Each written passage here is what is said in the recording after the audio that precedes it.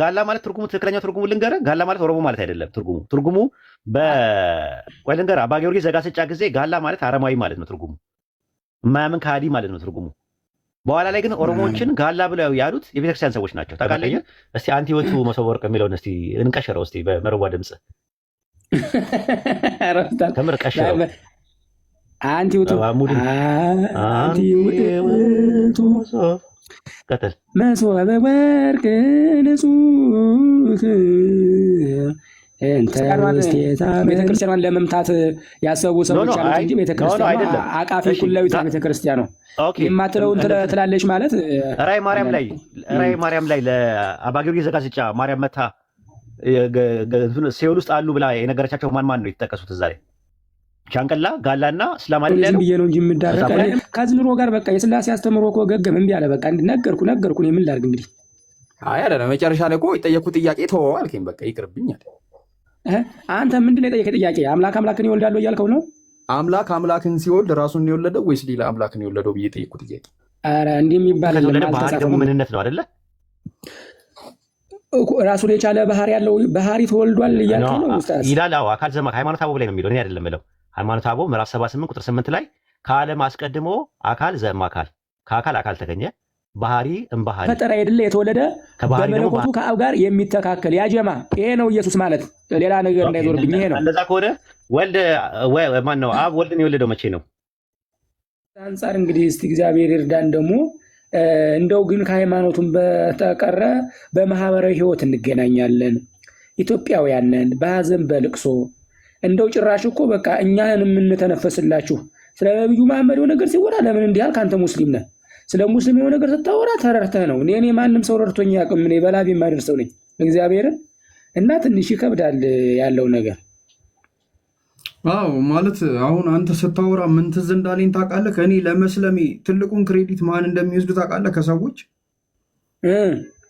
ክርስቲያኖች ናቸው። ቲክቶክ ላይ ያሉ ክርስቲያኖች በሚገርም ሁኔታ ማለት ነው። እንዴት በለኝ ከፈለግ ካስረዳለሁ።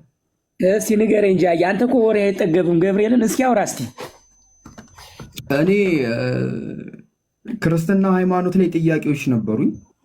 ከዛ በኋላ በአካል ዞር ነበር። እኔ ወደ ቲክቶክ ወደ ቴሌግራምም እኔ ንጽጽር መጥቼ አላውቅም። አልወድም፣ አልፈልግም፣ ከሰው ጋር መገናኘት ስለማልፈልግ ማለት ነው። እና በአካል ብዙ ቦታ ጠየኩኝ፣ ጥያቄዎች አልተመለሱም። እና መጨረሻ ላይ ወደ ቲክቶክ እንድገባ ነው ፑሽ የተደረግኩት ማለት ነው። እና ወደ ቲክቶክ መጣው ጥያቄዎችን ልጠይቅ። እኔ እነ ኡስታዝ ወሒድን አላውቃቸው፣ ማንንም ሰው አላውቅም። እኔ ሙስሊም የሚባል እኔ እስልምናን የመጠየቅ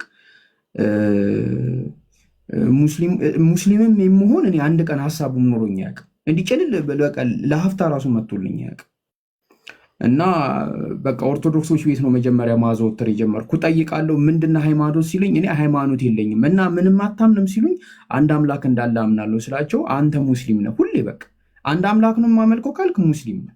በነገራችን ላይ በዚህ አጋጣሚ እኛ አንድ አምላክ እንደምናመልክ ሁል ጊዜ ይመሰክሩልናል። ሁል ጊዜ ማለት ነው። ስቀጠቀጥ ጥያቄዎችንም አይቀምሷቸውም ነበረ። ወላ ጴንጤ ማለት ነው። ያላዳረስኩት ሰው የለም። እውነት ሁሉንም ጠይቄያለሁ። ቲክቶክ ላይ እዚህ ዘመን ላይ ሁሉንም እዚህ አሉ የሚባሉ የክርስትና አቃቢዎች እንደዚህ ፊት ለፊት ተገናኝተን ጥያቄ ጠየቂያቸው ለእኔ ጥያቄ ከተወሰኑት በስተቀር ለእኔ ጥያቄ ከመመለስ ይልቅ እኔን አዋርዶ እኔን አቃሎ ማስወረድ ነው። እኔን ሙስሊም ነህ በሚል ስም ፈርጀው እንትን አሉኝ። በዚህ ሁኔታ ነው እንግዲህ በየክርስቲያን ቤት ውስጥ ያሉ ሙስሊሞች እኛም ጋር ንጽጽር አለ ብለው ኢንቫይት አድርገውኝ ወደ እስልምና እነ ኡስታዝ ወሒድን አወቅኩኝ፣ እነ ታላቁ አብርሃምን አወቅኩ። በዚህ አጋጣሚ ስለ እስልምና ማወቅ ጀመርኩኝ። ከዛ አንድ ምንድን ነው የሆነኝ እነሱ ጥያቄን አለመመለሳቸው የበለጠ ጥርጣሬ ማለት ውሸት ነው ማለት እየተጠናከረ መጣ። ከዛ ደግሞ ሙስሊሞቹ ጋር መጥቼ እነ ኡስታዝ ወሒድ የሚያነሱትን ጥያቄ ስሰም በቃ ገረመኝ ማለት ነው። ከዛ እኔ ደግሞ ባለውበት ኢንቫይሮንመንት ደግሞ የሚፈጠርብኝ ጥያቄ አለ። ሲባል ጃቢር ሙስሊም ነው እንዲሆኑ ነው ሲባል መጨረሻ አልሐምዱሊላህ ሰለምኩኝ። እና እኔ ለመስለም የመጀመሪያ ምክንያቴ እነሱ ናቸው። የዛኔ ባይገፉኝ ለጥያቄዎች መልስ እኔ አንድ ቀን ተሳድቤ አላውቅም በፍጹም። እኔ ስድብ አልወድም። እኔ እንደውም የሚሰድበኝን ሰው ይቅርታ ጠይቄ ምናምን ነገር ነው እንጂ እኔ እንደዚህ አይመቸኝም፣ እኔ አልወድም። ምክንያቱም ጥንቅር ይበል። እኔ ከማይሳደብ ሰው ጋር እኔ አሁን ሳልኖር እወድሃለሁ። ለምንድነው ወደ አትሳደብም? በቃ ባንግባባ ጥያቄን ባመልስልን እንኳን ተጨዋውተን ተሳስቀን መጣል። ትላንትና ተሳስቀን ተጨዋውተን ስለተለያየን ነው ዛሬ መተክ እንደ ቤታችን እየተጫጫው እየተሳሳክ ያለኩ ማለት ነው። በቤት ከፍተክ እንኳን ስታይኝ ኧረ ና ግባ ምናምን ትለኛለህ እንደ እንግዳ ማለት ነው። ያ ደግሞ ያለው ነገር ነው እንደዚህ ያደረገ እና በቃ የሆነ ወይኔ ሩቅ ነኝ ወይ እነሱ ሩቅ ነኝ ብዬ በቃ ሙስሊሞች ቤት ማዘውተር ጀመርኩኝ። በቃ ሙስሊሞች ቤት በቆየው ቁጥር ክርስትና ላይ ያሉ ጥያቄዎች እያደጉ መጣው። በቃ ሙሉ ለሙሉ ተስፋ ቆረጥኩኝ እና በቃ ጥያቄ መጠየቅ ተጀመርኩ። ለምንድን ነው የማሰልመው? እና የሆነ ጊዜ ትዝ ይለኛል እነ ኡስታዝ ወሂድ ራሱ ሲጠይቁኝ፣ ብዙ ሰዎች ሲጠይቁኝ ለምንድን ነው የማሰልመው ተብዬ ስጠይቅ መልስ አይኖረኝም ነበር። እና ኡስታዝ ወሂድ ተውት በቃ ካላህ ጋር ይጨርስ አታጨናንቁት ይል ነበር። እና ይሄ ነው እና በአሁን ዘመን ላይ ሜቢ በጣት የሚቆጠሩ የክርስቲያን ቤተሰቦች ሊኖሩ ይችላሉ እንጂ ቤታቸው ራሱ ሲገባ በቃ ይዘገንናል። እኔ እውነት እንትን አይደለም እታች ነቢዩ መሐመድን ይኸውን እኛ ጋር ኮመንት አለ። አንድ ሙስሊም የሚሳደብ የለም ወላሂ ይኸው ካለም ይመወታል። እኔ የሙስሊም ጋር ወጥ የለም እያልኩኝ አለ እኔ ሲሳደቡ አይቼ አውቃለሁ። ገባ ግን የክርስቲያኖች ቤት አንድ ደቂቃ መቀመጥ አይቻልም። ነቢዩን ይሳደባሉ፣ አላህን ይሳደባሉ፣ እኛም ማናምነውን ነገር ከታች ይጽፋሉ። በቃ ይዝግንን ነው የሚለው። እኔ ደግሞ አልሐምዱሊላህ አሁን ክርስቲያን ብንሰደብም ችግር የለውም ምናምን ነገር ይላሉ። እኛ ጋር ግን ችግር አሉ። እኛ አምላካችን ነቢያችን እየተሰደበ ጥንቅር ይበል። ለምን ሂዳያ ሳያገኙ ውሎ ለምን ሳያገኙ አይከርሙ? ኖ አይሆንም። ህባ እና በቃ ገና ይጨንቃል። ገና ስትገባ ይጨንቃል። በቃ እና እየተሞሉ ይልካሉ። ትክክል እኮ ነህ ጃ ምን መሰለህ እኔ አሁን እውነት ለመናገር አንተ እስቲ እንደው ታውኛላችሁ እኔ እግዚአብሔር በሚያውቀው እግዚአብሔርን እዚሽ ከማውራት ውጪ እኔ በውስጡ እንኳን አንድም የሚደውልልኝ እኮ ሙስሊም ደሞስ ምን አውርቼ ነው እንዴ? እነሱ የሚሰሩት ስራ ስለሆነ ነው አይደለም። እነሱ የሚሰሩት ስራ ስለሆነ እኔ ስለ ነቢዩ መሐመድ መጠየቅ አለብኝ። እኔ አንድ ክርስቲያን ነኝ። ነቢዩ መሐመድ ለአንተ ምንድን ናቸው አሉኝ። መነሻው ምን መሰለህ? እኔ ነቢዩ መሐመድ እንዳንድ ተራ ሰው አላያቸውም። በልጅነታቸው ቤተሰቦቻቸውን ያጡ፣ ከዛ ደግሞ ሰው ቤት የነበሩ፣ ከዛ ደግሞ ተጠግተው የነበሩ፣ ከዛ የሮማን ኤምፓየር ያፈረሱ ስልጣኔ የነበረውን በ10 ዓመት ውስጥ አፈራርሰው ደግሞ የራሳቸውን ነገር ያረጉ ታላቅ ሰው ናቸው። በአሁኑ ሰዓት ደግሞ 2 ቢሊዮን የሚከተላቸው ናቸው። ተራ ሰው አይደሉም ብለሃል። ነብይ እንደዚህ ናቸው፣ ነብይ እንደናቸው ጭራሽ ባንዴ እንደዛ አሉኝ ማለት ነው። ከምር በጣም ተሰማኝ እንደዛ ሲሉኝ። አዎ ምን ታመጣላችሁ ነብይ ናቸው በቃ አልኳቸው። እኔ ነቢዩ መሐመድ ለአንተ ምንድን ናቸው ሊባል አይገባም። አንደኛ፣ ሁለተኛ ለነሱ እኔን ማን ናቸው እኔን የሚጠይቁኝ? አንሳደብ። ይኸው በእግዚአብሔር ልንገራችሁ መጽሐፋችን እንዴት እንደሚል በዓለም ላይ እጅግ አደገኛው ነገር ፍቅር አልባ እምነት ነው። ክርስትና ግን መሰረቱ ክርስቶስ፣ መገለጫው ፍቅር፣ ግቡም ደግሞ ሰላምና እረፍት ነው። አምነን የምናመልከውን አምላክ የምንገልጥበት አማራጭ የሌለው መንገድ ቢኖር ተግባርን ያማከለ እውነተኛ ፍቅር ነው። ቃሉ እንደሚል በእናንተ ዘንድ ሁሉ በፍቅር ይሁን ይላል። አንደኛ ቆሮንቶስ 16:14 እየተሳደብክ ማንንም ሙስሊም ወደ ክርስትና አታመጣም። ፍቅር ከሌለው ብዙ ተግባር ይልቅ መውደድ በተሞላ ንግግር እግዚአብሔር ይከብራል። ለዓለምም የሚታየው ትልቁ ምስክርነት የእምነት አቋማችን ሳይሆን መውደድ የተሞላው ህይወታችን ነው። እንዴ በፍቅር መኖር እኮ ይችላል። አሁን እኮ በቃ የሆነ ሰው የሆነ ነገር ካለ አው እንዲህ ነው እኮ እሱ። እኔ አሁን አቡኪን እነሱ እኮ በኋላ ያዞሩት አቡኪን እያመጣ በግስ ታወራለህ፣ ተልኳለህ። ያንድም ቀን አቡኪ ስለምወደው ዲያቆንም ስለሆነ እንግባባለን በቋንቋም። አንደኛ የቤተ ክርስቲያኖቹ ልጅ ነው፣ እናወራለን፣ እንግባባለን። ሌላ ግን ሸር ተንኮል ክርስቶስ ምስክሬ ነው። እሱም አላሰበውም እኔም አላሰብኩትምና እነዚህ ቲክታክ ላይ ያሉት ጎርፍ አመጣሽ አራሙቻዎች ስር የሌላቸው የማይማሩ እኩይ የማይፈወሱ ድዌዎች ናቸው። እና ሙስሊሞች እኛ ወንጌላችን እንደሱ አይደለም። እኔ ወንድማችሁ አብርሃም ቤት እየመጣችሁ በትህትና ወንጌላችን እንዴት ማር እንደሆነ ከማር እንደሚጣፍጥ ዓላማዬ ወንጌል ወደ እናንተ ጆሮ ሊደርስ ነው፣ ማስገደድ የለም። እና በእነሱ ቅር እንዳይላችሁ እነዚህ ቤተክርስቲያኑን የሚወክል ወይም ደግሞ ቤተክርስቲያኑ አደራ የሰጠቻቸው አይደለም። በየቀኑ እኮ እያሰለሙ እኮ ነው። ካህን የሚሳደቡ ካህኑን እኮ ጠብር ግፍ አድርገው ነው ሰድበው ይሄዱና ትትናችሁ በዚህ ይቀጥል። አንዳንድ ሰው አለባበሳችን፣ አበላል፣ ተግባር፣ ህይወት ሃይማኖቱ ይሰብካል እና ከዛው ጫፎ ደግሞ አብሮ መኖር አለ። በቃ አንድ ነን አብረን እንኖራለን። በቃ አለቀ። እና ይሄ ነገር ቢለመድ እኔም ደግሞ ይሄ ነገር እንዲስተካከል አብረን መስራት አለብን። አቡኪንም አውርቼዋለሁኝ። አብረን በቃ ሰው አውርቶ ተማምሮ በቃ ወንድምዬ አመሰግናለሁ፣ በቃ ሰላም ገባ በልሽ፣ ደህና ደር፣ በፍቅር መለያየት። ስድድብ የሰውን ልጅ የሚያረክሰው ካፉ የሚወጣ እንጂ የሚገባ አይደለም እያለ መጽሐፉ ምን አይነት አሰባበክ እንደሆነ ሁላችሁም ይሁ። አንድ ክርክር እንኳን ከእስልምና ጋር በሰላም ሲጠናቀቅ እኔ አይቼ አላቅም። ከክርስቲያን ጋር መጨረሻው ስድድብ ነው። እና ይሄን ነገር ደግሞ እኛ መቀየር አለብን። ወጣቾች ነን እኛ። መልካም ስንሆን ተሳዳቢው ይጨልና ይቀራል። ህዝቡ ደግሞ ግንዛቤ ሰተን መሰረት አስይዘን ከነገር ነው የሚሰማ ህዝብ አለ።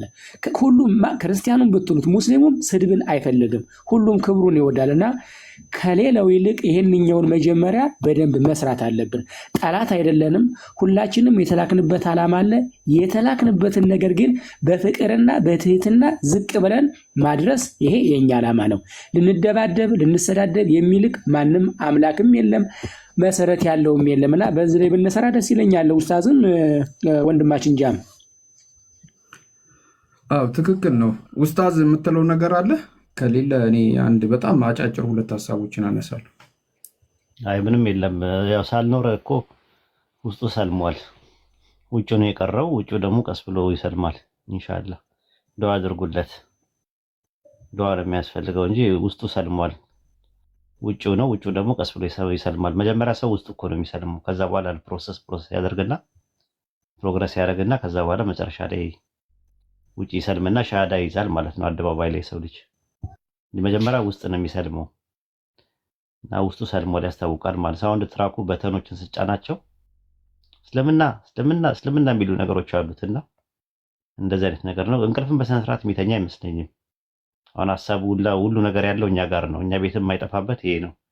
እየተንከባከበን ነው። ሻይ ቡና እያልነው ነው።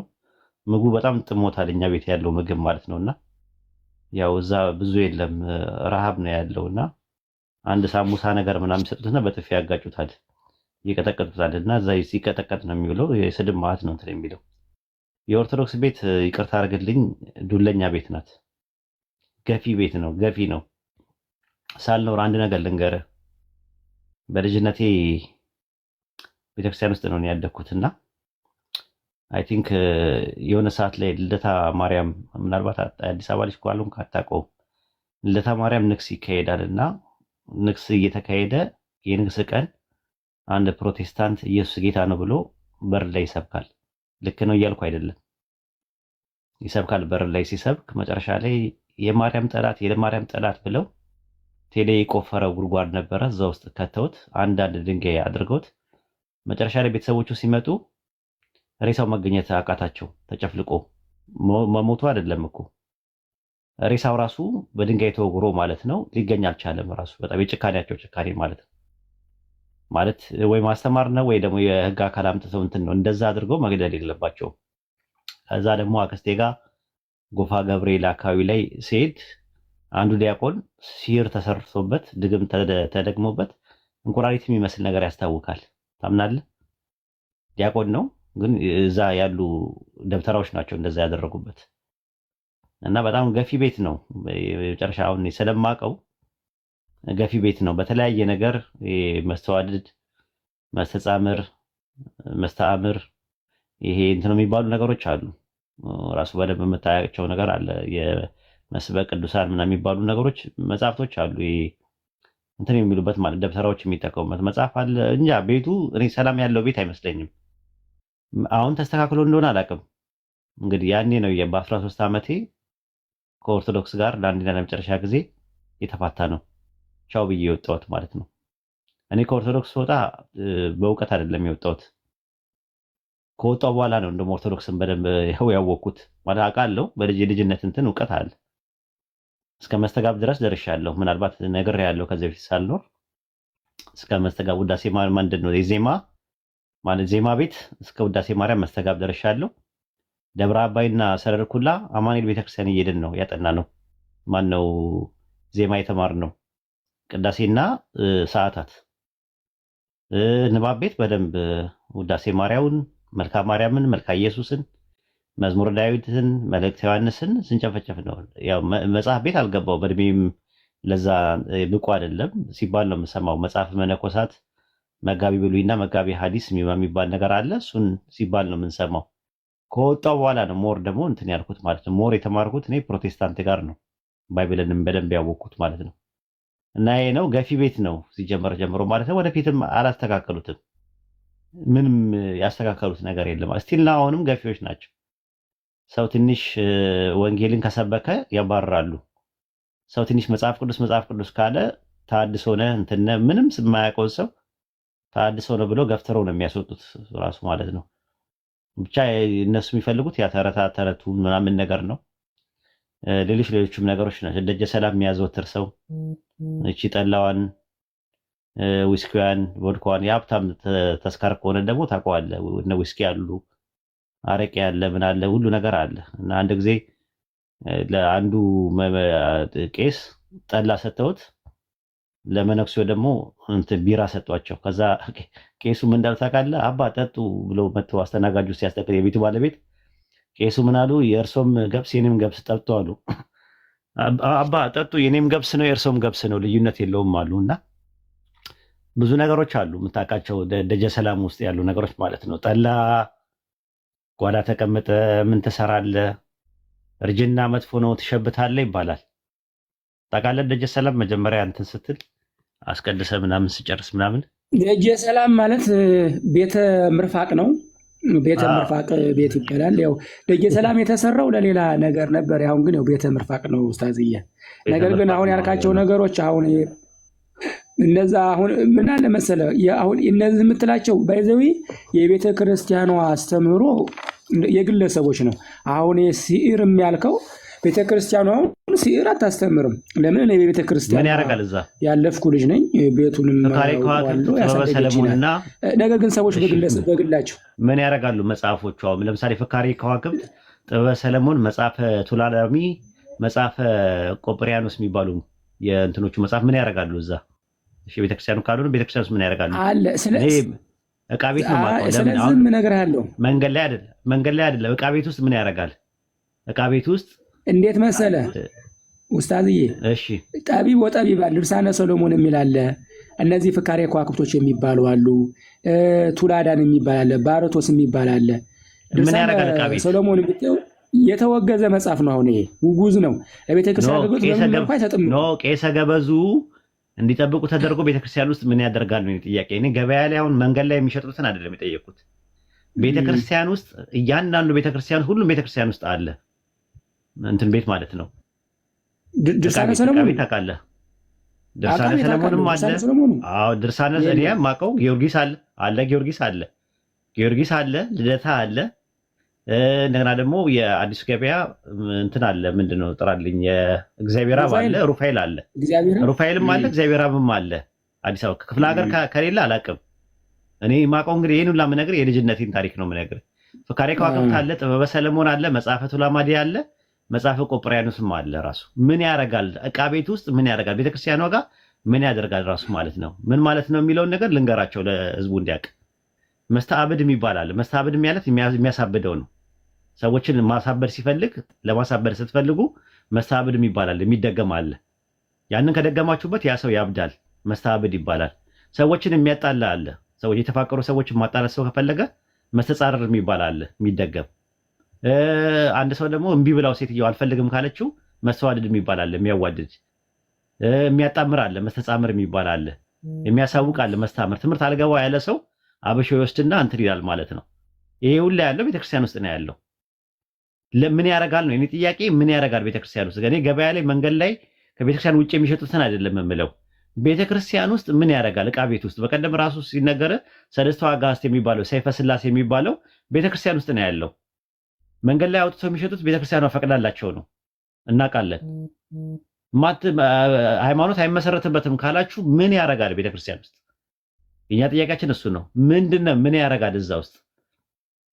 ራሱ ሀብቱላ የሚያመጣውላ አለ፣ ባለ ሀብት የሚያደርጋል፣ ሀብታም የሚያደርጉላ አለ።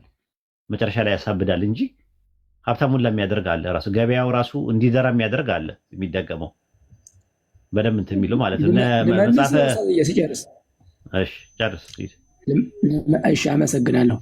በአፍ ላይ እንዳልቆም ብዬ ነው፣ ይቅርታ አድርግልኝ ታዝዬ። እነዚህ አሁን ያልካቸው ኡስታዝ የግለሰቦች እንጂ የቤተ ክርስቲያኑ አይደለም። ምክንያቱም እኔ ነገም ከነገ ወዲያም ሄደን ማየት ስለምንችል ማለት ነው። እነዛው ያልካቸው አሉ ወይ ላልከው፣ አዎ አሉ መጽሐፎቹ። ግን በቤተ ክርስቲያን አሁን ካልካቸው አልገቡም ኡስታዝ። እነዚህ እኮ እኔ እኮ አሁን ይሄ ቤተ ክርስቲያኗ ድግምት ጥንቆላ አትፈቅድም። ሰዎች በግለሰብ የሚሰሩ መዝገቤት ዕቃ ቤት ውስጥ ምን ያደርጋል? ከነዋይ ቅድሳቱ ጋር አብረው ምን ያደርጋሉ ነው የኔ ጥያቄ። እንግዲህ ኡስታዝዬ ይሄኛው የሚቀመጥ አሁን ለምሳሌ እንግዲህ ድርሳነ ሰሎሞን የጻፈው ድርሳነ ሰሎሞን አሁን ተወግዟል በማይበረ ቅዱሳን። በነገራችን ላይ በተለይ አሁን ላይ ጠያቂ ትውልድ ሲመጣ ቤተክርስቲያን ተወግዟል። ድርሳነ ሰሎሞን ማን ያወገዘው? ማይበረ ቅዱሳን እንዳገዙ ተነግሯል። ማይበረ ቅዱሳን ሲጀመር የማውገዝ ስልጣን አላቸው እንዴ? ምን ያውቃሉ? ተወግዟል ማለት እኮ የክህነት አይደለም እኮ ይሄ እንዳገዙ የተከለከለ ሲሆን ይደረጋል። ምን አገባቸው? እነሱ ማውገዝ አይችሉም። ራሱ ቤተክርስቲያኑ ያላወገዘችውን ማህበረ ቅዱሳን ማለት ሲጀመር ማህበረ ቅዱሳን የሚባል እኮ አይታወቅም። ራሱ ቅርብ ጊዜ የተመሰረተ ነው አሉ። ከጥንትም ጀምሮ የነበረ አይደለም። ማህበሩ ከጥንትም ጀምሮ ነበር። ማህበረ ቅዱሳንና ማህበረ መብዙኃን የሚባለው አንደኛው እንደውም ታድሶ ሆኖ ነው የተባረረው ማህበረ መብዙኃን የሚባለው። ስለዚህ ሰዎች የመሰረቱት ማህበር የጽዋ ማህበር ነው። የጽዋ ማህበር ሊያወግዝም አይችልም። ምን አገባቸው እንዳለ የሚያውቁት። እኔ የምለው ቤተክርስቲያኒቷ ወይም ሲኖዶሱ አውግዟል። እነዚህ መጽሐፍቶች አውጡና ጣሉ ብለዋል ወይ ሲኖዶሱ? ድርሳነ ሰሎሞን ተከልክሏል። ድርሳነ ሰሎሞን ኖ አይ የተከለከለው ይላል። በቅርብ ቀን እንደውም የዛሬ 6 ወር በሆነ አካባቢ ላይ የሆነ መጽሐፍ ነው የተወገዘው እንጂ ድርሳነ እሱ ዮሐንስ ነው የዮሐንስ ነው። እሱ ሕጸጽ ስላለበት ነው ከእንትን ጋር ሕጸጽ ስላለበት እሱ ነው ማለት። ስለዚህ ጥበበ ሰለሞንና መጽሐፈ ቱላዳሚ ምናምን የሚባሉ መጽሐፈ ቆጵሪያኖስ የሚባሉ መጽሐፈ ቱላዳሚ ምናምን ታዲያ እነዛ ወደ ነገስት ምናምን የሚባሉ ታዲያ ጥበበ ሰለሞን ምናምን ነገር እስቲል ነው አሉ ቤተክርስቲያን ውስጥ ከወጡ ንገሩኝ በማስረጃ ሲኖዶሱ ያወገዘበት ንገሩ። እነዚህ ያልካቸው ችግሮቹ ነበሩ ወይ? አዎ ነበሩ። ግን ቤተክርስቲያኗ አይደለችም። ቤተክርስቲያኗ ጥንቆላን አትቀበልም። ከነዋየ ቅድሳት ጋር ግምዣ ቤት ውስጥ ወይም ደግሞ ዕቃ ቤት ውስጥ ምን ያደርጋል? ቄሰ ገበዙ ለምንድን ነው ሊጠብቁ እሱን የተደረጉት? እስቲ ቆይ ልንገር ከአገልግሎቱ ኡስታዝ። አሁን እንደው ለምሳሌ ቱላዳን ምን ይጠቅማል ለቤተክርስቲያን? እስቲ የሚጠቅመው አሁን ቱላዳን ጸሎት የሚጸለይ ነው። በነገራችን ላይ ከሸያጢን ጋር የተያያዘ እኮ ነው ነገር ነው አይደል? ከሸያጢን ጋር የተያያዘ ነው። ህቡስም ነው። መተትና ድግምት ምንድን ነው? ህቡስም ያለበት ነው። ህቡስም ያለበት ታዲያ ለምንድን ነው የሚያሳብደው፣ የሚያጣለው፣ የሚያፋቅረው? እሺ አንተ ታምናለህ? አልገባም ሲል ትምህርት አልገባም ሲላቸው ሰዎች ለትምህርት የሚገልጽን የሚደገመውን ታውቀዋለህ? በሚገባ ታውቀዋለህ ሳይሆን እኔ አላውቀውም፣ ግን እንደሚደረግ አውቃለሁኝ። እኔ ጠንቅቄ አውቃለሁኝ እንደሚደረግ አውቃለሁ። እኔ ትክክል ነህ፣ አልዋሽህም አንተ። ነገር ግን ከቤተ ክርስቲያኗ ፍቃድ አግኝተው ነው ታልክ፣ እንደዛ የለም።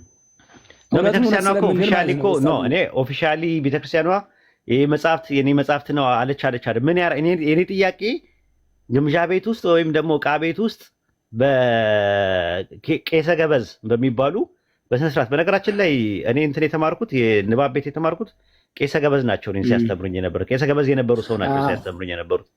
በዛ የተነሳ ነው እነዚህ መጽሐፍቶች እዛ ውስጥ ያሉ። ለምን ምን ያደርጋሉ? መልስ የለም። እኔ እስካሁን ድረስ መልስ አላገኘሁለትም። ቤተክርስቲያኗ ውስጥ ሁሉም ቤተክርስቲያን ውስጥ እዛ ግምዣ ቤት ውስጥ ከንዋየ ቅድሳን ጋር ከተቀመጠ ላይቀር አሁን ለምንድን ነው ቤተክርስቲያኗ በሲኖዶስ ደረጃ ያላስወጣችሁ የሚል ጥያቄ ነው ያለኝ። እንግዲህ ይሄን ይመስላል። እኔ በነገራችን ላይ ገፊ ቤት ነው። አንተ እዛ ቤት እንትን ካልክ ጥሩ ነው። ግን ገፊዎች እንደሆኑ ብዙ ሰዎች ጴንጤ ሳይሆኑ ጴንጤ ናችሁ ተብለው ነው የወጡት። የዘር ጉዳይ አለ ራሱ በጣም የዘር አደገኛ የእንትን ጎጃሜና ጎንደሬ የሸዋ የምናምን ወለየ የተባለ ክፍፍል ሁላ ነበረ እኔ ሳቀው ማለት ነው። ከዛ ደግሞ ትግሬ ከሆነ ደግሞ እንደዚሁ ችግር ነበረበት።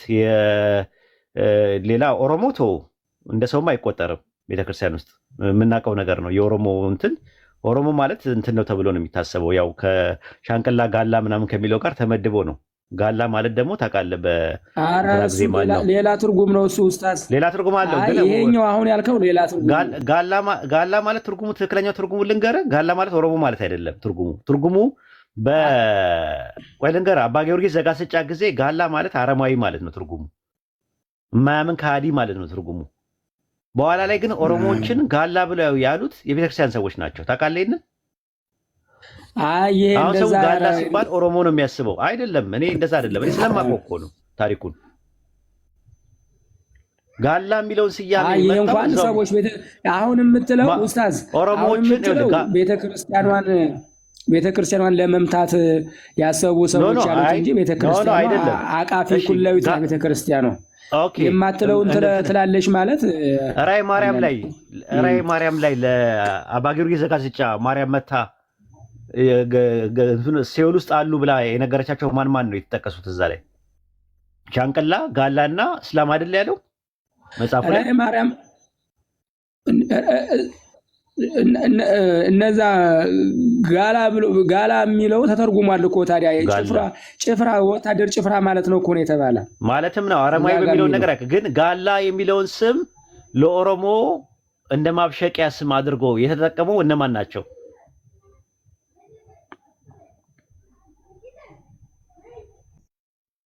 በደንብ ያው ራሱ እኔ ስለማውቀው ነው ራሱ እና እኔ አግላይ ቤት ነው ገፊ ቤት ነው ዱለኛ ቤት ነው ከዛ ቤት ውስጥ ነው ያለው። እንዴት እንደምትዘልቀውም አላውቅም።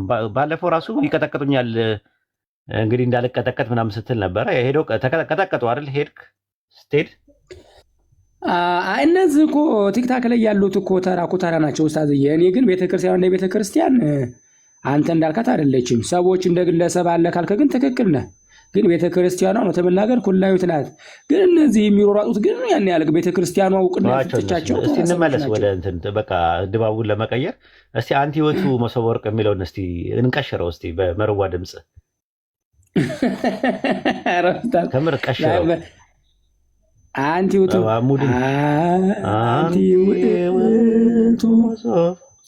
ቀጥል መሶበ ወርቅ ንጹህ እንተ ውስቴታ መናህውእ ህብስት ዘወረደ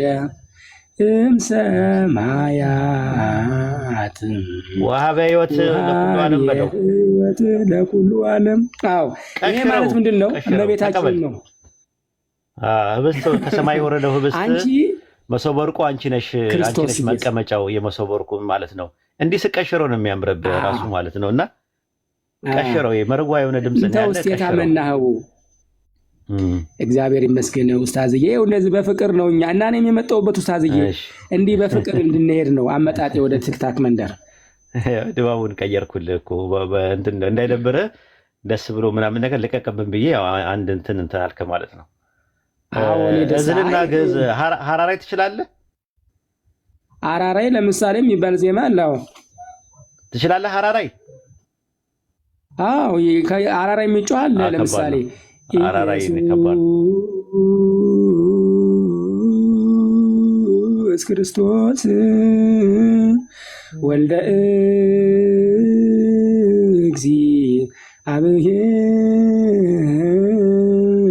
እግዚአብሔር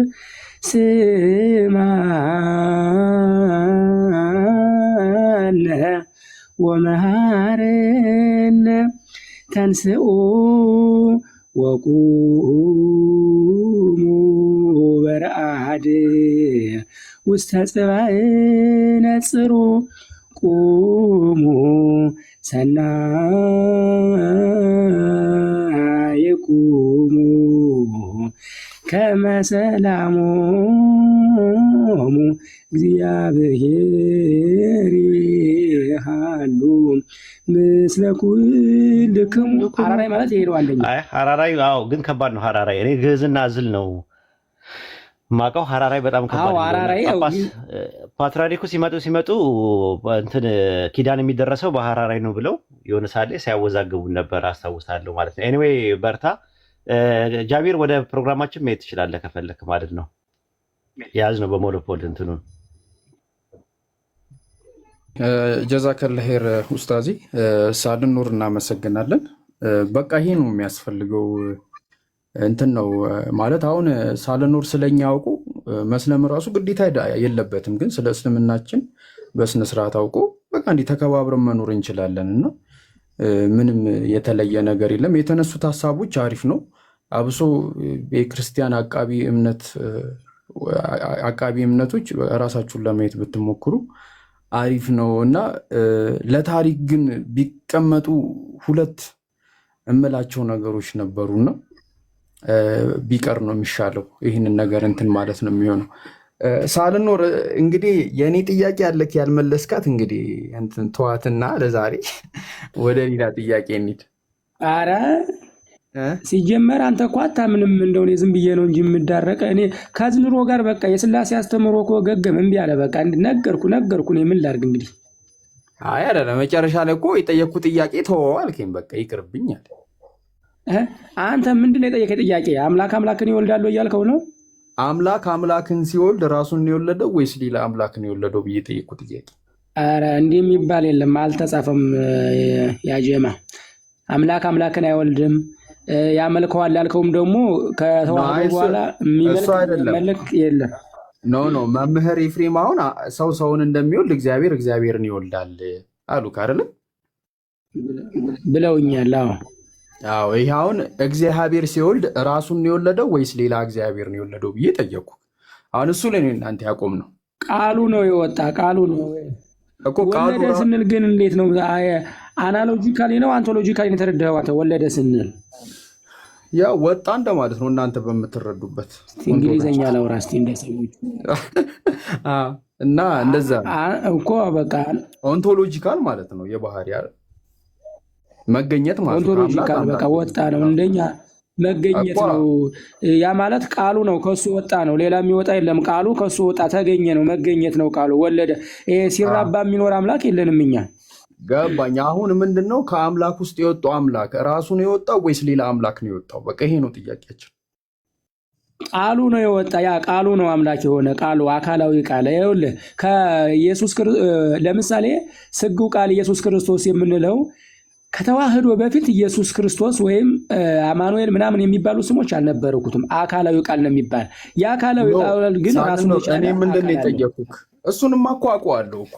ምንድነው የጠየኩህ ጥያቄ? አይ ብታውቀውማ መተሰልም ነበር። አይጀማ አይደለም። እኔ የጠየኩህ ምንድነው? አሁን ለምሳሌ ቆይ ላስረዳ። ኡስታዝ አለክ አምላክ አምላክን ወለደ የምትለኝ ያ ራሱን አምላክን የወለደ ወይስ ሌላ የወለደ ነው ያልከኝ? ቆይ አንዴ ላስረዳክ።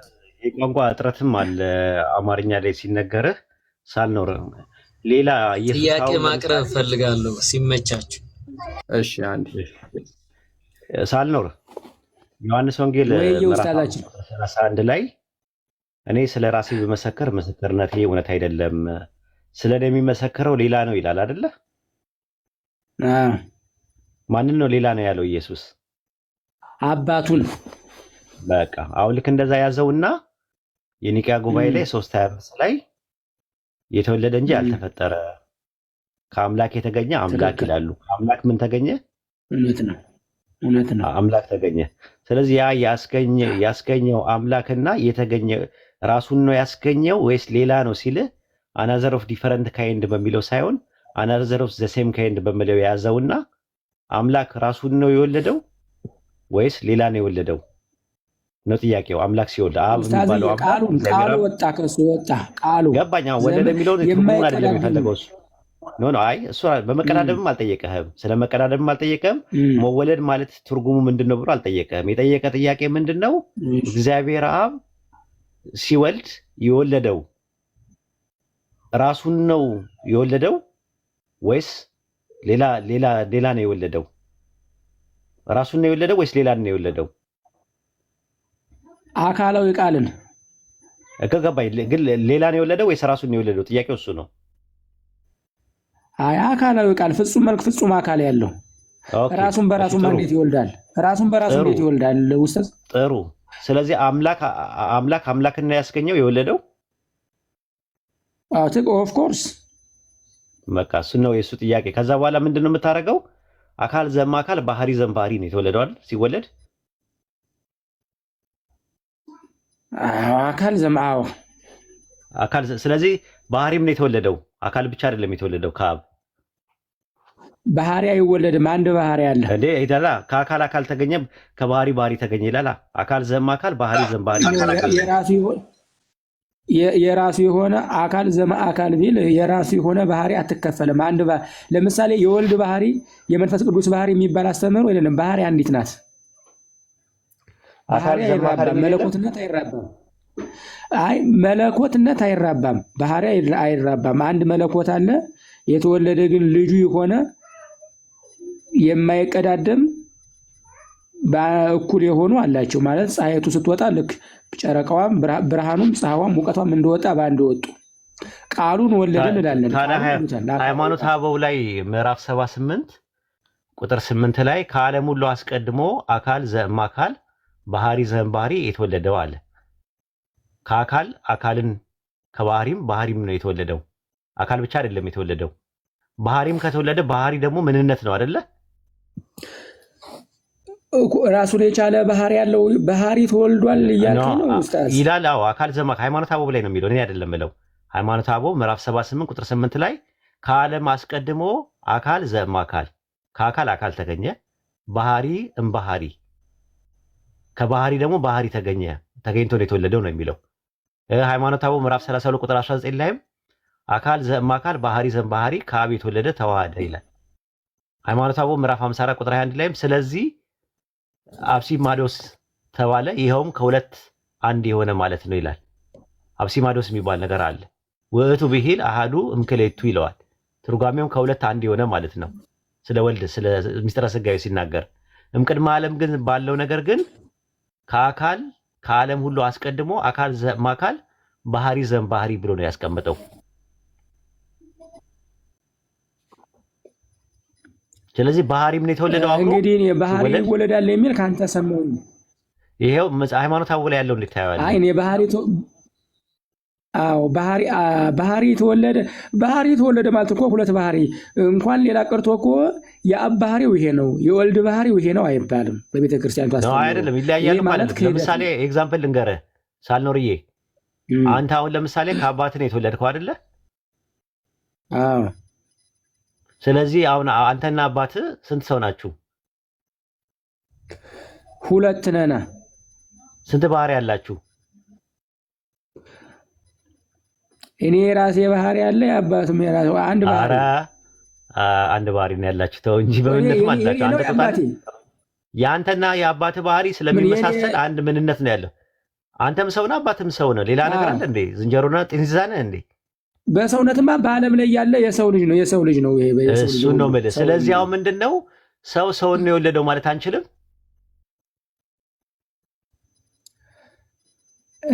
ሰውማ ሰውን ነው የሚወልደው። ልክ ነው። ሰውን ሲወልደው ማንነቱ ምንነቱ ነው የሚወለደው ወይስ ማንነቱ ብቻ ነው የሚወለደው ከሰው? የሰውማ ማንነቱ ነው የሚወለድ። ስለዚህ በምንነት ግን አንድ ነው፣ አይነጣጠልም። በምንነት አንድ ነው። አዎ እንደዛ ማለት ነው። አብና ወልድም እንደዛ ናቸው። ዓለም ሳይፈጠር በፊት ትምህርታችሁን ነው የምነግርህ። ያው የኛ ትምህርት ውስጥ ለሚሊድ ወለሚወለድ ነው የሚናያለው። ከዓለም አስቀድሞ አካል ዘእማካል ባህሪ ዘእምባህሪ ይላል። ራሱ የኒቅያ ጉባኤም ከአምላክ የተገኘ አምላክ ይላል። ከአምላክ ምንድን ነው የተገኘው እኮ? እንዲህ እኮ ነው የሚል የኒቅያውን እኮ ሁሉን እንዲህ ነው የሚል ዓለም ሳይፈጠር ከእርሱ ጋር በነበረ የአብ አንድ ልጁ በሚሆን በአንድ ጌታ በኢየሱስ ክርስቶስ እናምናለን። ከብርሃን የተገኘ ብርሃን ከእውነተኛ አምላክ የተገኘ አምላክ የተፈጠረ ያይደለ የተወለደ በመለኮቱ ከእውነተኛ አምላክ ነው። አዎ ከእውነተኛ አምላክ የተገኘ እውነተኛ አምላክ ነው የሚለው አይደለ? አዎ ከእውነተኛ አምላክ የተገኘ እውነተኛ አምላክ። ስለዚህ ከአምላክ አምላክ ተገኝቷል እያለን ነው የተገኘ አምላክ የተፈጠረ ያይደለ። አዎ የተፈጠረ አላልኩም፣ የተፈጠረ አይደለም የተገኘ ነው። አምላክን እኮ ትክክል እኮ ከአምላክ አምላክ ተገኝቷል ይላል እኮ መጽሐፉ፣ ከአብ ጋር የሚተካከል። ስለዚህ ሲወልደው ወይም ሲያስገኘው ራሱን ነው ያስገኘው ወይስ ሌላ ነው ያስገኘው? አምላክን ሲያስገኘው የእጃ ጥያቄ እሱ ነው። ቃሉን ነው ያስገኘ፣ ቃሉ ነው የተገኘው። ኖ አሁን እኮ ምኑ ተገኘ አይደለም እኮ ሲያስገኘው ራሱን ነው ያስገኘው ወይስ ሌላ ነው? ራሱ ነው ወይ ራሱን ነው ያስገኘው ወይ? ቃሉ ነው የተገኘ። ቃሉ አካላዊ ቃል የአብ ቃሉ።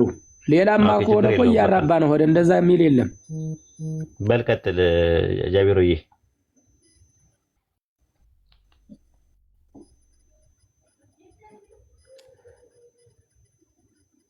ከብርሃን የተገኘ ብርሃን ከእውነተኛ አምላክ የተገኘ አምላክ የተፈጠረ አይደለ የተወለደ በመለኮቱ ከአብ ጋር የሚተካከል ያጀማ። ይሄ ነው ኢየሱስ ማለት። ሌላ ነገር እንዳይዞርብኝ ይሄ ነው። እንደዛ ከሆነ ወልድ ማን ነው? አብ ወልድን የወለደው መቼ ነው? ዘመን አልተቆጠረለትም። ስለዚህ ከጊዜ በፊት ነው ወይስ በጊዜ ውስጥ ነው የወለደው? ቀን የለውም። ለዛ ገደብ የለውም። አባት የማይቀድመው ልጅ የማይቀድመው አባት እኮ ከጊዜ በፊት ነው ወይስ ከጊዜ በኋላ ነው የወለደው? ጊዜ ተቆጠርንበት። ለምን ፍጡር ነው አንልም እንዴ? ባንድ አሐዱ ሀጂ ኡስታዛችን ኦኬ።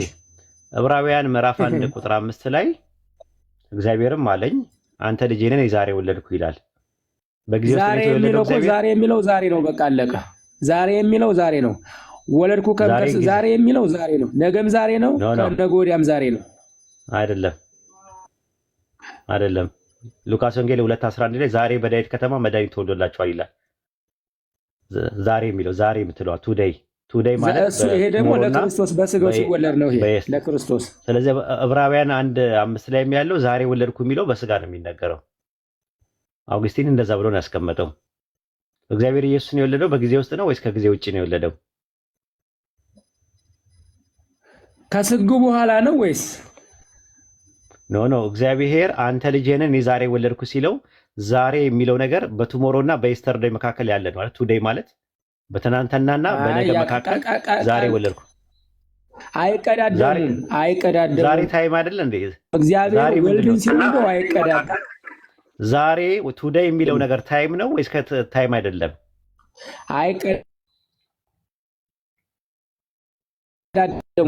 አይቀዳደሙም። ያለ መቀዳደም ኡስታዝ ያስተምሩትን ልናገር እኔ ዛሬ የሚለው ነገር ዛሬ ወለድኩ ሲል ዛሬ የምትለዋ ነገር አትሰርተም ፖይንት ታይምን አታመለክትም ወይስ ታመለክታለች? እኔ እስከ ኔትወርክ አስቸገረ። ምቀኛ በድረስ ኡስታዝ አባት የማይቀድመው ልጅ የማይቀድመው አባት መቀዳደም ካስፈለገው እንደዚህ የሆነ ሰዓት ይቀዳደም አለበት ማለት ነበረብን። ግን አባት የማይቀድመው ከስንፋስ ማን ነው ቀድሞ የተፈጠረው? ኡስታዝ አንተ መቀዳደም የምትመልሰው ከልልና ከስንፋስ ቀድሞ እንደ ባይብል ከሆነ አብና ወልድ ማለት በደንብ አድርገው ነው የሚቀዳደሙት። አንደኛ በጊዜ ውስጥ ነው የተወለደው። ሁለተኛ ነገር ደግሞ በጊዜ ውስጥም ነው የፈጠረው ራሱ። አሁን ወለድኩ ማለት ፈጠርኩ ማለት ነው። ፈጣሪ ጾታ የለውም። ዮሐንስ ወንጌል 4:24 ላይ መንፈስ ነው፣ ጾታ የለውም። ረቂቅና ምጡቅ ነው፣ ወንድም ሴትም አይደለም፣ ጾታ የለውም። ጾታ ከሌለው ፈጣሪ ወለደ ማለት ፈጠረ ማለት ነው ትርጉሙን ደግሞ የቱ ጋር እናገኘዋለን? መዝሙረ ዳዊት ምዕራፍ 90 ቁጥር 2 ላይ እናገኘዋለን። ተራሮች ሳይወለዱ ይላል። በማለት ነው ትርጉሙ። ዛሬ መጽሐፈ ምሳሌም ላይ ያለው አብሬ ተራሮች ሳይወለዱ ተራሮች ሳይወለዱ አንተ ነበር ሲለው ተራሮች ሳይወለዱ ሲል ማለት ነው ትርጉሙ። ተራሮች ሳይወለዱ ምን ማለት ነው? ሳይወለዱ ማለት ቅድምናውን ነው የሚያሳይ። ተራሮች ሳይወለዱ ሲል ሳይወለዱ ሲባል ተራሮች ይወለዳሉ። ሳልፈጥር ገና ሳይወለዱ ሳልሰራ ማለት ነው። ስለዚህ መወለድ ማለት መፈጠር ማለት ነው ትርጉሙ። መወለድ የሚለው ፉካራዊ ቃል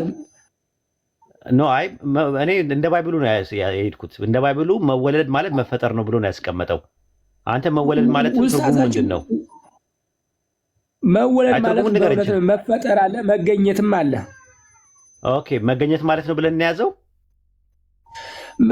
እኮ ኢየሱስ ከአብ ወለደው እኮ ኢየሱስ ክርስቶስ እንዳለው እናምናለን እኮ እኛ። ገባኝ። እምቅድመ ዓለም ከአብ ኢየሱስን ስላስገኘውና ስለወጣ ነው ተወለደ የተባለው ትርጉሙ።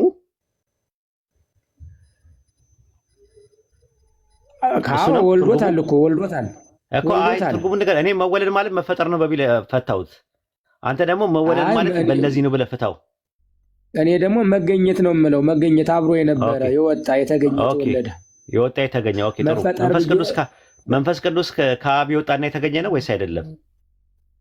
ከአብ ነው የወጣ መንፈስ ቅዱስን የተገኘውም ከአብ ነው። ከአብ ነው የተገኘው የወጣው ማለት ነው።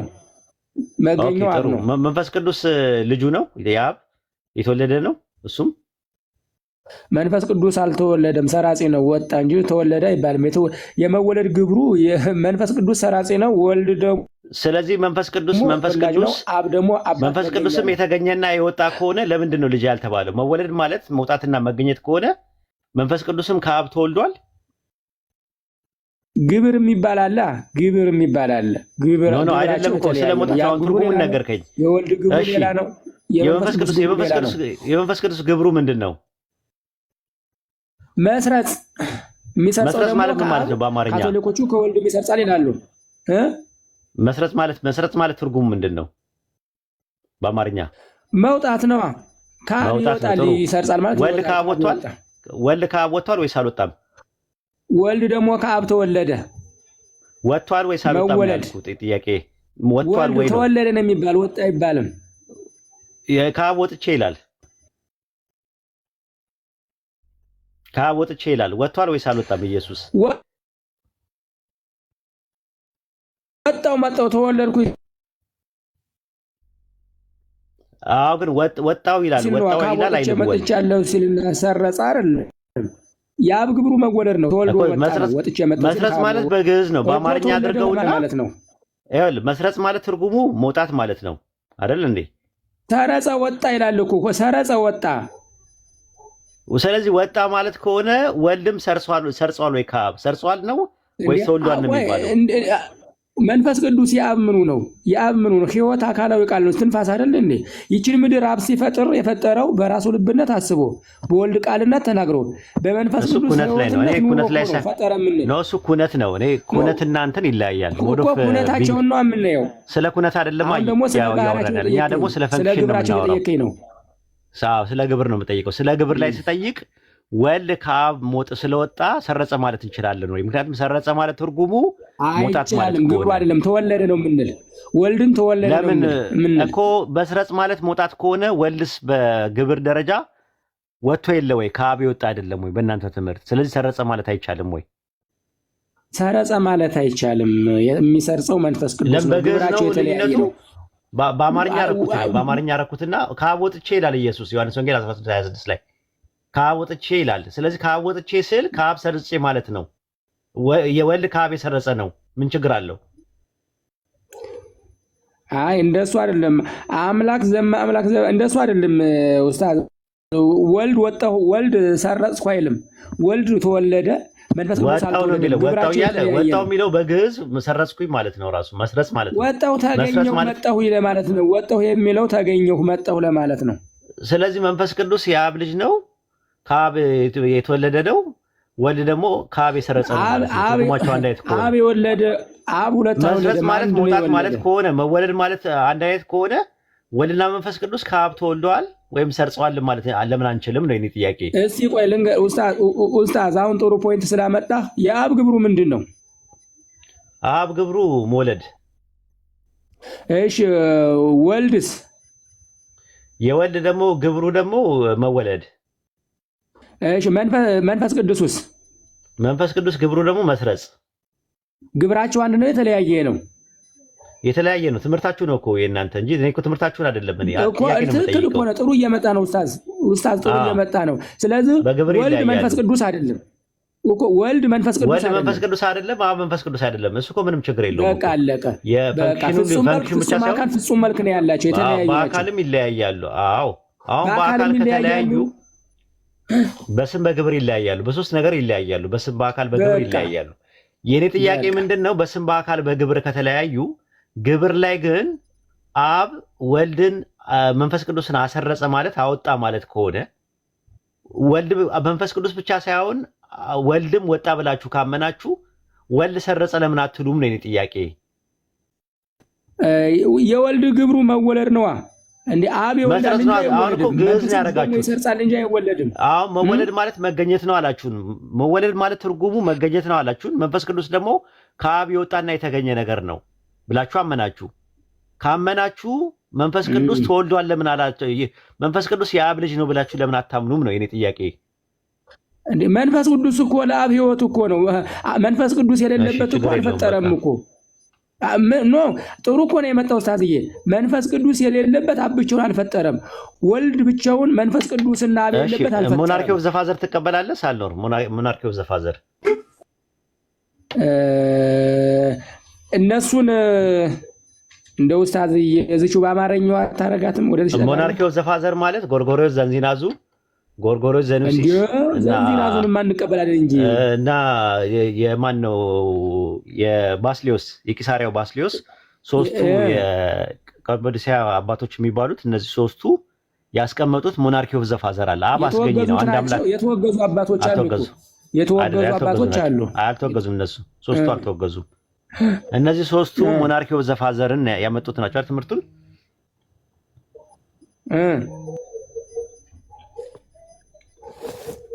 ኡስታዝ እየጠፋ ስልክ ገባበት መሰል። ያጀማ በዛውን ፎሎ አድርጉኝ እስቲ በዛው ባካችሁ። ኧረ እንደው ግራው ገባን።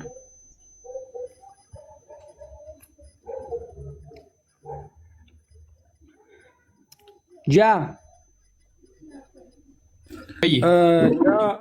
አሰላሙ አለይኩም ወንድሜ። ወአለይኩም አሰላም ወራህመቱላሂ። ቀጥል አሌክስ። ኡስታዝ ወጡና ሳልኖር አትግደለኝ። ሰላም ነህ? እግዚአብሔር ይመስገን። እንዴት ናችሁ? አልሐምዱሊላህ ሰላም ነኝ። አንድ ጥያቄ ልጠይቅህ። ቀደም ስታወሩ አብና ወልድ በአካል ይለያያሉ አልከን። በአካል የሚለያዩት የአብ አካል የወልድ አይደለም፣ የወልድ አካል የአብ አይደለም አልክ። የአብ አካል የወልድ አይደለም፣ የወልድም የአብ አይደለም። በአካል የሚለያዩት በመካከላቸው የቦታ ልዩነት ስላለ ነው ወይንስ የቦታ ልዩነት ስለሌለ? ይከታ ስልክ ገብቶ አብ ወልድ አይደለም፣ ወልድም አብ አይደለም። እኔ የቦታ ልዩነት አልተማርኩም እንደዛ የሚል አብ ግን ወልድ አይደለም፣ ወልድም አብ አይደለም። በአብና በወልድ አካል መካከል ልዩነት አለ። አብ ወልድ አይደለም፣ ወልድ አብ አይደለም። ስለዚህ ቦታ ስላለ ነው ወይንስ ስለሌለ ነው? ምን ነው እንግዲህ ለአምላክ እንዴት ነው ቦታ እንሰጠዋለን? ግን ያለውን አንድ ደቂቃ ብሰጠኝ በደንብ አድርጌ ብናገር ፈቃደኛ ከሆንክ። ማንም ያወራው ቀጥሉ። የሚያወራ ሰው አለ መሰለኝ። ይቅርታ ኡስታዝ ቤሪያ ነኝ አብደላ እና ሰላም አለይኩም ወራህመቱላሂ ወበረካቱ። ወአለይኩም ሰላም ወራህመቱላሂ ወበረካቱ። ማሻአላ በጣም ብዙ ሰው ሲጠይቅ ነበር ዛሬ። በሆነ ጉዳይ ለ15 ቀን ምናምን እንትን ተፈጠረ። ከዛ ወንድሜን አገኘሁትና በሱ አካውንት ነው የገባሁት። ማሻአላ በቃ እስቲ አውራው እንትን። በነገራችን ላይ ሳልኖር ሞናርኪ ኦፍ ዘ ፋዘር የሚባለው አንድ አምላክ የሚባለው አብ ነው። ወልድና መንፈስ ቅዱስ ደግሞ ከሱ የወጡ ናቸው። ስለወጡ ነው አምላክ የሚባሉት። ማትናቴዎስ ሲናገር ወልድ የሚባለው የወልድ አምላክነት ከአብ የተላለፈ ነው ይላል። ሰምተው ከሆነ ሲያስተምር የወልድ አምላክነት ከራሱ ያገኘው ነገር ሳይሆን ከአብ ተላልፎ ያገኘው ነገር ነው ብሎ ነው የሚያምነው። የኮንዲሽናል ፕሪሲዲስ የላቸውም እንደ አብና ወልድ የላቸውም። ሳልኖር አላቸው። ኮንዲሽናል ፕሪሲድ የላቸውም አላቸው አብና ወልድ። ፕሪሲድ ምንድነው ኡስታዝዬ? ፕሪሲድ ማለት እሺ፣ ቆይ ልንገርህ በአማርኛ አላልከው። ክሮኖሎጂካልና የጊዜ መቀዳደም የላቸውም አይደል? ከጊዜ በፊት ምቅድመ ዓለም ስለሆነ ትምህርቱ ምቅድመ ዓለም ስለሆነ አብ ወልድን የወለደው። ኦኬ፣ የሁኔታ መቀዳደም ግን አላቸው። ኮንዲሽናል አላቸው። የጊዜ መቀዳደም የላቸው አላቸው አይደለ? የጊዜ መቀዳደም አላቸው በመካከላቸው። ድመት ያስጨውብናል እንዴ? ሳልኖር የጊዜ መቀዳደም የላቸውም አብና ወልድ።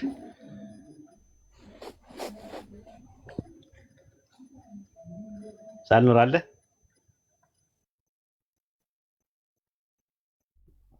የጊዜ መቀዳደምማ የላቸውም እኮ ኡስታዝ። የሁኔታስ መቀዳደም የሁኔታ መቀዳደም የላቸውም። ግን እንደው በመካከል ላይ አንድ ነገር ብጠይቅ ፈቃደኛ ከሆንክ የሁኔታስ መቀዳደም አላቸው ወይ? መቀዳደም የላቸውም ወይ? የሁኔታ በሁኔታ አይቀዳደሙም ወይ? የለም ኡስታዝ። አንድ ጥያቄ ብጠይቅ ኡስታዝ በሁኔታ ይቀዳደማሉ በእናንተ ትምህርት ማለት ፈቃደኛ ከሆንክ መንስኤና ውጤት አይደሉ እንዴ አብና ወልድ ማለት ኡስታዝ? አይ መንስኤና ውጤት አይደሉም ወይ? አንደኛው አይ ድመቷ ናት የበጠበጠችን። እሺ ኡስታዝ አልሰማም። እኔ እሰማለሁ። ኔትወርኩ ይሰማኛል። እስቲ ጃቢር አዋራው ቤሪያ አውራ እስቲ ተወሰደ። እሰማለሁ ኡስታዝ። ትሰማለህ? ሳልኖር ኧረ አለሁ አለ በአብና በወልድ መካከል የሁኔታ መቀዳደም አለ ወይንስ የለም? የኡስታዝ ጥያቄ። አልሰማም። እኔ አሁን ትሰማለህ? በአብና በወልድ መካከል የሁኔታ መቀዳደም አለ ወይንስ የለም? ኡስታዝ ይሰማል? ኡስታዝ ሰላም አለይኩም አሌክስ ነው ፍላይት ሞድ ያደርግ ለ15 ሰከንድ ንገሩት እስቲ። የኔ እየተሰማው አይደለም። ላስወርደው ዝም ብዬ ኡስታዝ ላስወርደውና ሪኩዌስት ይላክ።